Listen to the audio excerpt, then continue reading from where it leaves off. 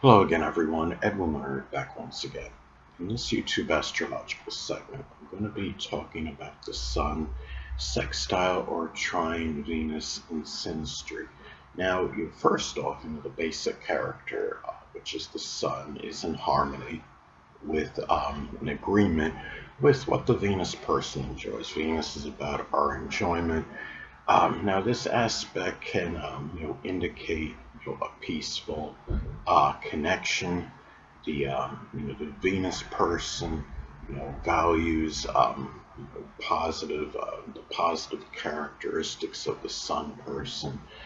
Let's say if the Sun person has their Sun in Leo, that could be the generous, magnanimous, courageous, the brave qualities of Leo, the willpower, that Leo has, their their basic sunny disposition. The Sun, again, is the basic fundamental character of the person.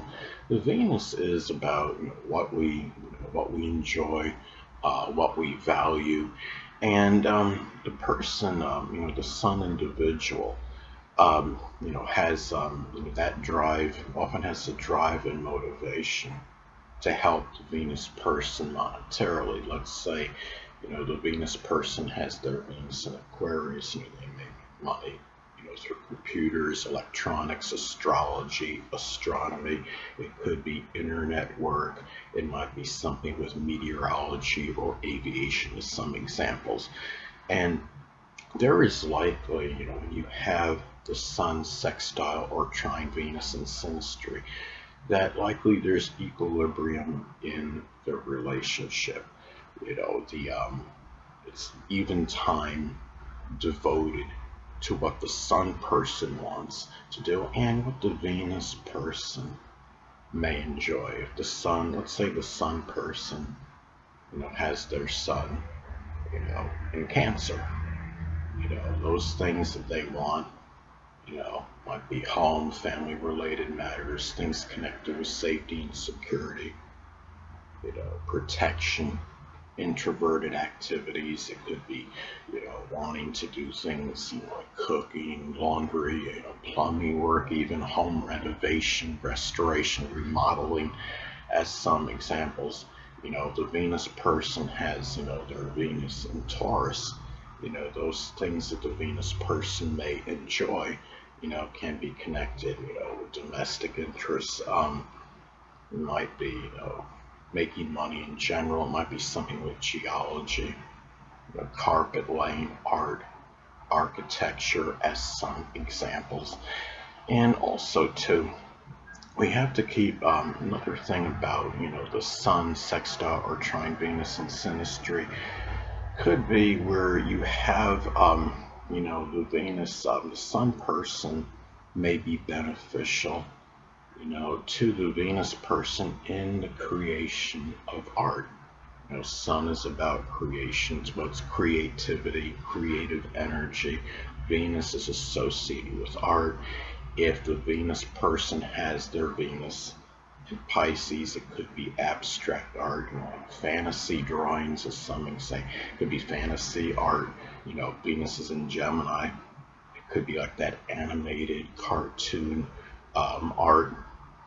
And Venus and Capricorn might be political, drawings, political figures, it could be political satire, through drawings, as some examples. And also, too, you have to, another thing about this is that, if the Sun person is in a position of authority over the Venus person, it's likely a good rapport, with each other. Both, may benefit financially if it's some kind of business. The Venus person might help bring in, money to the Sun person if the Sun person is the owner, say, of a business, and the Venus person is a subordinate, subservient worker. The Venus person could be beneficial in bringing in money to the Sun person, and the Sun person in turn, could focus, their attention on helping the Venus person monetarily and give fair raises, when necessary. And the thing too, the Sun person could you really have that, the energy, use that energy to help the Venus person, if there's any issues, with self-worth, self-esteem, how the Venus person feels about his or herself. The Venus person can generally, express tact and diplomacy to the Sun person. And the thing is, the Sun person generally won't have to worry, about, a damaged ego, with the Venus person involved. Now, the thing about this too is that I've stated, like in my earlier videos regarding natal charts, not to isolate any one single astrological element or planetary placement, position, aspect, or what have you, and make an analysis of a person astrologically speaking, because we're the sum of all the components in the natal chart, not just one.